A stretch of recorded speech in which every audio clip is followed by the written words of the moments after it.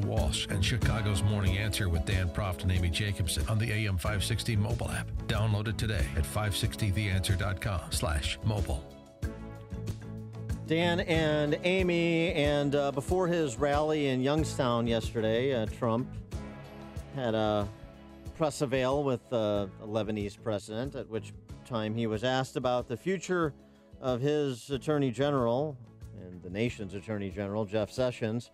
And Trump had this to say about Attorney General Sessions. But I am disappointed in the attorney general. He should not have recused himself almost immediately after he took office. And if he was going to recuse himself, he should have told me prior to taking office, and I would have quite simply picked somebody else.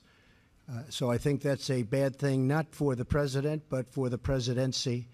I think it's unfair to the presidency, and that's the way I feel. Thank you. Time will tell, he said, in terms of Sessions' future.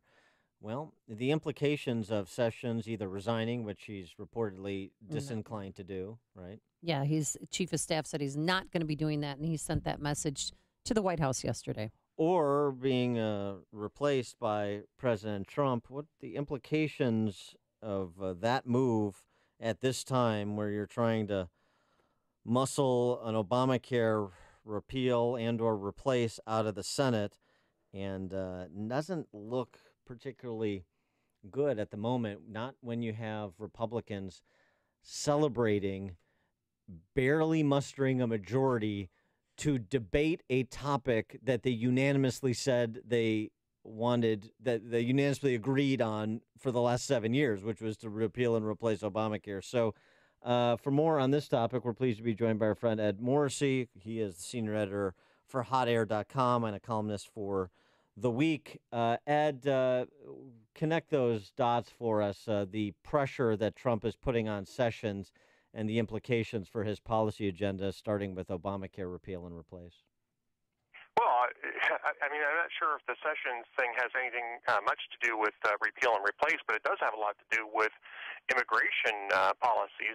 Jeff Sessions is the one member of his cabinet who is in position to enforce those other than John Kelly over Homeland Security. And Sessions is by far the most sympathetic to Donald Trump's campaign positions on immigration enforcement. And so it's very puzzling that this has erupted. This is the one guy who is going to be able to actually carry the ball on that. And if Sessions quits or if Trump fires him, because of some of the things that have gone on between Donald Trump and the senators in the Obamacare debate, especially people like Dean Heller, Jeff Flake, Susan Collins, Lisa Murkowski, there's zero chance they're going to get anybody as hard line on that through the Senate. I mean, they're simply not going to do it. Well, right. So the immigration is a good point, especially Trump talking about sanctuary cities yesterday in his the rally at Youngstown.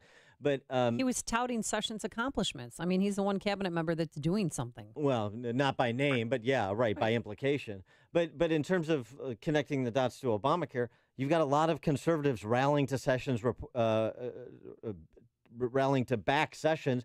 They don't like him being publicly denigrated like he has been, the grassroots as well as his former colleagues in the Senate. And that doesn't help Trump in terms of his political capital with respect to his agenda, starting with what's, at bar, Obamacare replace. Yeah, I mean, I think that the Obamacare thing is probably, I think there's more pressure on the senators just to deliver on their promises from the last 7 years than there is worrying about what Donald Trump is doing in the White House. Donald Trump has actually been kind of curiously hands-off. He's had a couple of high-profile meetings to try to rally Senate Republicans, but he's not been in town for some of the debates. He's kind of let Mike Pence handle that stuff. Mm-hmm. I think Mike Pence is probably more suited to that anyway. It's certainly going to have an impact on it, because the more that he goes after somebody that used to be one of their colleagues and somebody that they liked working with, and that's true, by the way, even of Susan Collins, who introduced Jeff Sessions during his confirmation hearings. Even though she is nowhere near as conservative as he is, she's his friend and was very supportive of his controversial bid, I should add, for Attorney General. I think that there's going to be an overall corrosive effect on Donald Trump's influence in the Senate if he continues down that path. I mean, it's to me, it's inexplicable why we're even seeing this. I mean, it is a bizarre situation over a recusal. Apparently, it's over the recusal, and the recusal pretty much stands on its own. It didn't have much choice in it. He didn't have much choice in it, especially because the way Trump was talking about the campaign and the investigation into this, Trump kind of made the bet on that recusal. Well, Dan thinks I'm crazy on this thought, but maybe he wants to get a new AG in there who maybe might get rid of Mueller and ruin the whole, just get rid of the whole Russian investigation. Is that possible? Well, I think that's what would happen, right? I think that's what he's aiming for. He wants somebody in there who's going to take control of the investigation. That would be that would be. There's no way that happens. That is a disaster. It's a disaster. Yeah, of course it would be a disaster. That is crazy. I would start to question his mental acuity if he did that. There's no other explanation for what he's doing, though. That's the thing. There is really no other explanation for it. He wants Mueller to be canned, and he wants either Sessions to do it or Rosenstein to do it. And since they're not doing it, he wants to fire Sessions or he wants hire somebody who'll do it. Except to your point, Ed, earlier, there's no way that anybody who says that that's what I'm going to do gets through a confirmation hearing, and because he's telegraphing it, that's the first question that any potential replacement of Sessions is going to be asked at a confirmation hearing. This is a joke. This is somebody with a fifth-grade understanding of politics, if this is truly what he's pursuing, which is why I just can't believe he is. Well, let me put it in different terms. This is a guy who's used to running his own business. This is a guy who's used to having all the power at the top, and everybody who works in the organization answering to him probably directly, because it wasn't necessarily that deep of an organization, and where nobody else had any sort of power except for him. This is a guy who is used to a family-run, top-down type of business.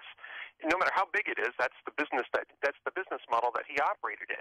I don't think he's figured out that he's not operating in that business model, that the presidency is not that type of business model. At best, it's a CEO type of model where you're answering to different shareholders, different groups of shareholders, where power is a little bit more dissipated throughout the organization. You have a board of directors that has authority over that position, where you have a shared power situation. And I still don't think he's quite figured out that there are people who have power, authority, and credibility apart from the office of the presidency. Jeff Sessions is one of those people. So is Rod Rosenstein, and so is Robert Mueller. And while technically he can fire them all three of them, he can technically fire all three of them, there would be hell to pay for doing it. And possibly, if you saw something like that, you might see an impeachment process start, certainly with the Democrats, but there might be some Republicans at this point. If Sessions is the guy who gets axed, might be willing to go on board with it. And I think they're playing with fire, and they don't quite realize that yet. Well, I can't believe no one around Trump realizes how inane that scenario is. Which person around Trump do you think has the nerve to go up to Trump and say, "You're acting like an idiot. You need to stop it"? Ivanka. I don't see anybody in there. Well, I don't know. Ivanka, but I mean, Ivanka, maybe. Yeah, that'd be probably the only person. Well, I don't know. I mean, I don't really know. I guess I don't know what the relationships are, who he listens to. I mean, at one point people believe that Bannon had his ear. I mean, Priebus, it doesn't seem like it has much sway, but this is really an outsider's perspective. And as somebody who's been on the inside, at least at the gubernatorial level in Illinois, what's being reported, what we understand from the outside, a lot of personalities, a lot of dynamics. You don't always quite know what's happening. Very true. Very true. And by the way, Bannon is still there, which is even more surprising in terms of the Sessions thing, because Bannon and Breitbart were huge Sessions fans, and Breitbart still is. I mean, they're openly criticizing Trump on this now, which is kind of unusual for Breitbart. You've got to think that Steve Bannon's trying to get to Trump and saying, you need to drop this, you need to drop this. I don't think that Donald Trump is a guy who got to 70 years of age by having people tell him what to do and him doing it very often. And I really honestly think that that's, again, a cultural thing. It's not an intelligence thing. Donald Trump's an intelligent guy, but he's just not experienced in this, and he's not experienced in this type of power structure. And I don't think he's catching up to it. Well, some other breaking news within the last half hour. President Trump tweeted about transgenders in the military, basically saying, he said, be advised that the United States government will not accept or allow transgender individuals to serve in any capacity in the U.S. military. Our military must be focused and decisive and overwhelming victory, and we cannot have that burden and the tremendous medical costs and disruptions that transgenders in the military would entail. What do you think is going to be the pushback from this? Oh, I think it's going to be huge. I think the media is going to take a lot less interest in the Sessions feud after this. Right. It's interesting because Trump did say that he was a big friend to the LGBT communities, that's right. and he has been through his his entertainment career. At least he's been pretty friendly towards them. But this was a decision that was actually overdue. James Mattis extended the decision time on this another month about how they were going to implement the policy that was changed last year, which allowed transgender individuals to serve in the military. So this is it's a reversal before the policy got fully implemented, and I think that this is the timing that it had to be. I'm a little surprised that they didn't let James Mattis actually roll this out. It might have been a little bit easier for Trump if Mattis, who has a tremendous amount of credibility on Capitol Hill, was the person who rolled this out with that explanation. Maybe he wanted to be seen as the decision maker on this, and of course he ultimately would be anyway. But I think he may have. I think he may have wasted an opportunity here to have somebody else get out in front of this for him and roll this out with a little bit more credibility. Well, you can certainly bet that Mattis is going to be asked about it. But do you think this has something to do as well with the failure of Republicans a couple of weeks back with some 24 Republicans that voted to essentially continue the Obama-era policy and with respect to coverage of transgender individuals?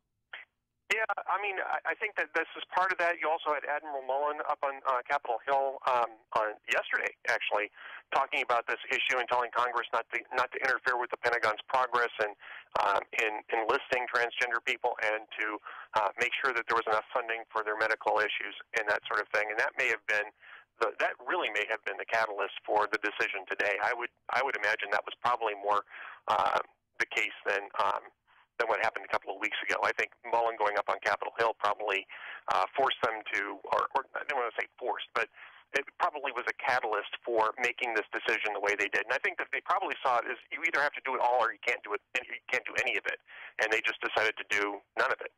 He is Ed Morrissey, senior editor for HotAir.com and columnist for The Week. Ed, thanks for joining us. Appreciate it. Thank you, sir. And he joined us on our turnkey.pro answer line. If you're